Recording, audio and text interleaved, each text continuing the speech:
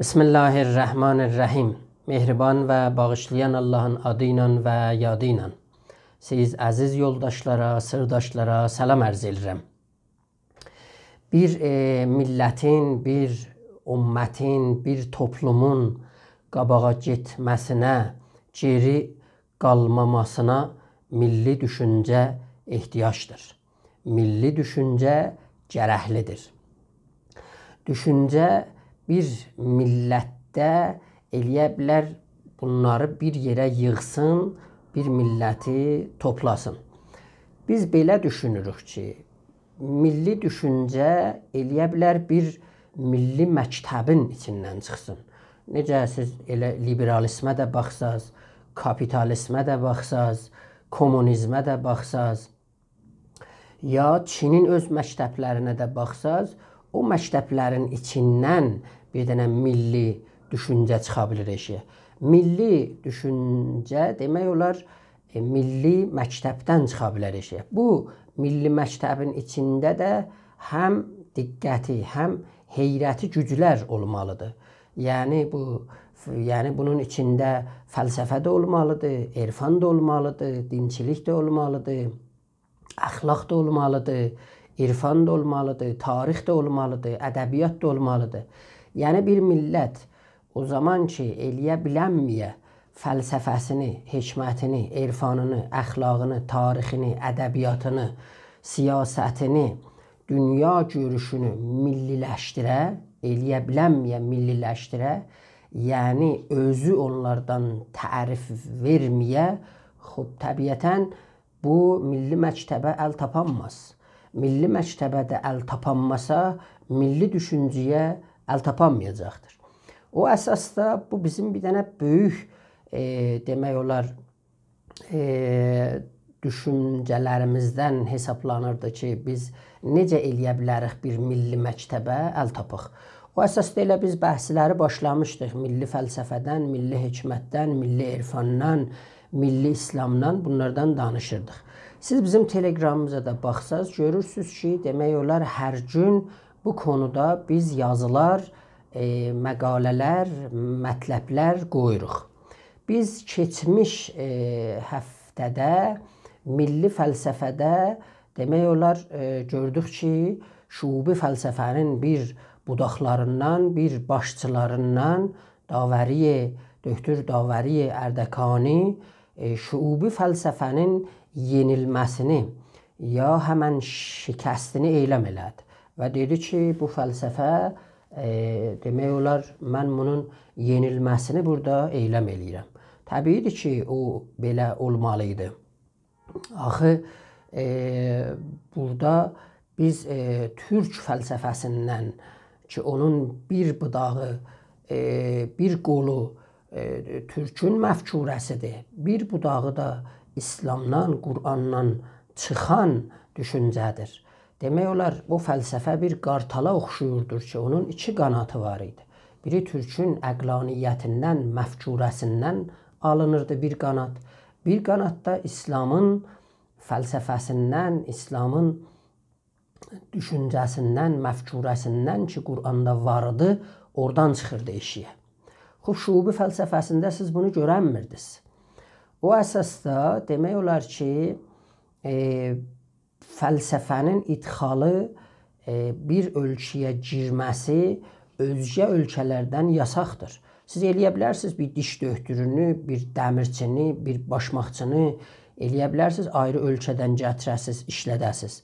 Amma fəlsəfə elmlərin anası olaraq, fəlsəfə düşüncələrin anası olaraq və qaynağı olaraq bizim öz içimizdən, öz içərimizdən, öz özlüyümüzdən coşmalıdır, çıxmalıdır eşiyə. O əsasda filsufun bu məmləkətə ayrı məmləkətdən girməsi, fəlsəfəni idxal eləməsi, o bizim düşüncəmizə girməsi bir dənə böyük yasaqdır ki, bizə çaşqınlıq neyə bilər, gətirə bilər.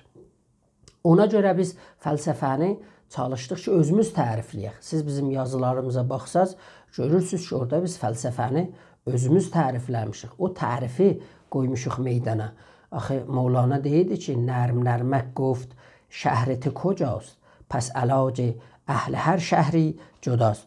yumuşaq asta soruşdu şəhrini bilməklə bilsin dərdini. Axı hər şəhrin özünə bir dərdi var, özünə bir sorğusu var. Ola bilməz ayrı şəhrin dərdini gətirəsən, bu birisi şəhərdə dərman eləyəsən.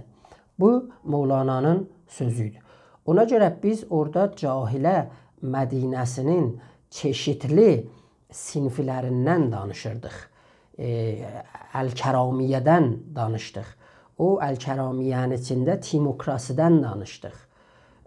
O timokrasi ki, şövkət axtarırdı, fəxr axtarırdı, yalancı özünə bir dənə fəxr axtarırdı ki, biz gəldik orada bir çağdaş mistaq da ona verdik. O da nasyonalizmi Bastangəra idi ki, biz ona dedik ki, bu bir dənə timokrasinin bir mistaqlarından olurdu. Farabinin Cahilə Mədinəsinin bir qollarından, bir otaqlarından sayılırdı. Fazilə Mədinəsindən uzaqlaşırdı. Ona görə nasyonalizmi Bastangəra bizi Farabinin Fazilə Mədinəsindən uzaqlaşdırırdı bu düşüncə. Niyə? Çünki Əl-Kəramiyyənin içində yerləşirdi. Kəramiyyənin bir sinfidə kleptokrasi idi. Kleptokrasilər demək olar ön girişidir timokrasiyə. Kleptokrasilər kimlər idilər? Onlar idilər ki, oğru idilər. Dozlu salaran ya oğrular hər cürə ümumi mənbələrə əl tapırdılar. Eləyə bilirdilər, oğurluq eləsinlər, ixtilas eləsinlər, öz güclərini çoxalsınlar, şövkətlərini çoxalsınlar, ləzzətlərini çoxalsınlar. Demək olar ki, bu da nə idi? Əl-Kəramiyyənin içində yerləşirdi. Sonralıqda biz gəldik, milli hikmətdən danışdıq.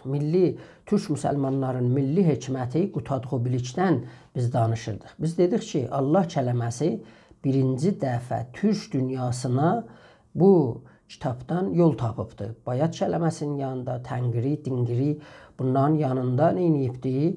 Yerləşibdir. O əsasda orada bir para hikmətlər var idi ki, bəzən bu hikmətləri biz neynirdik? Açıqlayırdıq. Məsəl üçün deyirdi ki, gör arsalan bulub rasa it qabaşı, bu it yarca ərsalan bülür öz tuşu. Yəni, istəyir desin ki, bir şir ya bir şer qorxaq itlərə eləyə bilə başçı ola, bütün itlər bir şerə çönüb şer olacaqlar. Yəni bir liderdə, bir öndərdə cəsarət olsa, şəcaət olsa, qorxmamaqlıq olsa, bütün milləti, bütün toplumu qorxaq da olsalar, cürət və cəsarət neynəyəcəkdir? Ona bağışlayacaqdır. O həmənidir ki, Fazilə Mədinəsində Farabi rəisin bir dənə sifətlərindən həmandır şücaəti neyniydi? Sayırdı. Sonralıqda gəldik biz milli İslamla danışdıq. Dedik ki, Türkü İslam, Şubi İslamdan fərqli bir İslamdır. Niyə? Çünki İslam bir mənşurdan keçirdi. O mənşur bir əqlaniyyətdən keçirdi. Bizim əqlaniyyətimiz də bizim hoviyyətimizlə, bizim dilimizlə ilgili idi. Demək olar, dil bir mutfaqxana, bir mətbəx kimi bir yer idi ki, düşüncəni orada neynirdi? Bişirirdi və onu çıxaldırdı eşiyə. Bir para filsuflar deyidilər ki, elə insan zehninlə dildən ibarətdir. Yəni, eyni yoxumuzdur. Hər nə var, bu dildir ki, yaralda bilir. Bu dildir ki, dini də yaralda bilir, düşüncəni də yaralda bilir, kültürü də yaralda bilir, dəbi də yaralda bilir. O əsasda dilin burada çoxlu önəmi vardır. Biz gəldik orada, dedik ki, neçə illərdir, bəlkə 100 ildən çox ola bilər ki, biz asimilə olmuşuq. Biz eliyinəni qəbul eləmişik. Və demək olar, o dərin, böyük savaş həman səlibi savaşlardılar ki, Məsihiyyət aləmi ilə İslam aləmində nədir? Gedir qabağa. Yeri gəlmişkən, Məsihilər Yəhudiyyəti də ötürürlər qabağa. Siz İsraillə Qəzzədə görürsünüz ki, Yəhudiyyəti ötürürlər qabağa. Fərənsə görsən bir eyləm çıxaldır eşiyə, Yəhudilərdən himayət üçün istəyir bir örnək versin, istəyir bir dərs versin bunlara ki, biz eləyə bilərik sizi yenə də qıraq, eyni dünyanın 1-ci, 2-ci savaşı kimi, amma bu dəfə biz qırmayacaq. Biz sizi verəcək müsəlmanların əlinə, onlar neynəsinlər, sizi qırsınlar. O əsasda biz əgər görürük ki, dünyada milli məsihiyyət, Yahudiyyət, Avropa, Amerika, Çin bunlar güclənirlər. Buna görədirlər ki, bunlar bütün aləmin idarəçiliyinə planları vardır. Bizim milli fəallarımız heç Miyanadan eşiyə çıxmırlar. Heç Tehran ki, bir dənə ən böyük sazədir, orada böyük qədər tühlər əyləşirlər, ora bir düşüncələrini neynirlər, yağdırmırlar. O əsasda biz gəldik Sasaninin İttihadiyyəsini də orada nəqd elədik. Dedik ki, əgər o dövrədə təbiz vardı, o dövrədə təbəqatı bir toplumdan siz üzbəyüzsüz. Bir toplum ki, təbəqatı oldu orada, təbəqələr qabaqdan tərif olundu. O təbəqədən o təbəqəyə sən keçənmədin, sən elə orada ədalətsizliği və təbizi neyniyibsən, imzalayıbsan, onaylayıbsan, vurğulayıbsan. O təbiz elə bizim düşüncəmizdə, Fars düşüncəsində hələ də yəni özünü göstəribdir. Siz baxsaz görürsünüz ki, orada məsələn Hormuz tühdür, istəmirlər bunu şah eləsinlər. Niyə? Deyirlər ki, bunun mənisi anası tühlərdəndir. Ona Şubi Ferdowsi də neyniyir sözlərində işarət eləyir. Soxan bəs kün az Hormuz Turk zad, kəndər zamanı məbadi nəcad. Orada da bir nifrin eləyir ki, belə bir tühlər olmasınlar ki, in Turk zadı səzavar نیست, کس او را به شاهی خریدار نیست. heç kim neynəsin bunu şahlığa götürməsin ki, xaqan nəcad است و بدگوهر است به بالا و دیدار چون مادر است. Eyni anası kimindir? Xaqan nəslindəndir filan, bunu amandır, şah neynin eləmin. Belə bir tühləri Sasani dövrəsində hakimiyyətdən uzaqlaşdırmaq, təbəqatı baxmaq, qadınların haqlarını əlindən almaq, bunları örtük və o çərşab içində saxlamaq, demək olar o Sasani dövrəsindədir. Biz baxırıq görürük ki, İslam Əhlül Forsun içinə girəndə ən birinci ki, onu qarşılayırlar, qabağına çıxırlar, xanımlar, qadınlar olurlar. Niyə? O haqq hüquqlarına yetişməyiblər, İslamda o ədaləti görüb ona sarı neynirlər, ağlayırlar. Bunların bir qondarma kitablarında, o Ərdavi Rafnamədə o Mubed deyir ki, mən getdim, yuxuda gördüm ki,